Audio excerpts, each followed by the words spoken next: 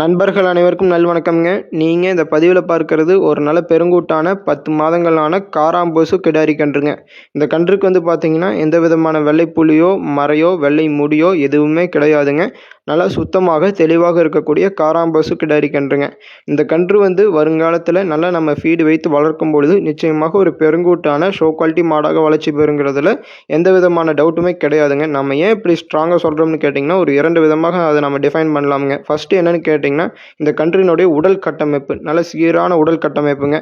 நல்லா நிலம் குற்றளவுக்கு வாளுங்க, நல்ல இரட்டை நாடி உடல் என அனைத்து பிறப்புகளுமே தெளிவாக இருக்குதுங்க. குறிப்பாக பார்த்தீங்கன்னா அந்த குழி நெத்தி காங்கேயமனத்திற்கு ஒரு உரித்தான தோற்றம் அந்த குழி நெத்தி தானுங்க. நல்லா விலாரி கொம்பமைப்பில் இருக்குதுங்க. நல்லா லட்சுமி கடாட்சமான முகம் கொண்ட கன்றுங்க. இரண்டாவது இதனுடைய தாய் அதாவது வர்க்கம் பார்த்தீங்கன்னா நல்ல பெருங்கூட்டான பால் வர்க்கமான மாற்றிற்கு பிறந்த கன்று என்பதால் நிச்சயமாக அதனுடைய அவுட்புட் 100% இருக்குங்க.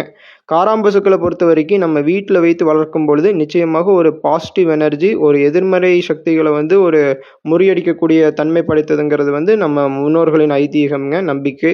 ஸோ இரண்டாவது கோவிலுக்கு நிறைய நண்பர்கள் கேட்டிருந்தீங்க, காராம்பசுக்களை தானமாக கொடுப்பதற்கு கேட்டிருந்தீங்க. அதற்கும் பார்த்தீங்கன்னா நல்ல தகுந்த கன்றுங்க.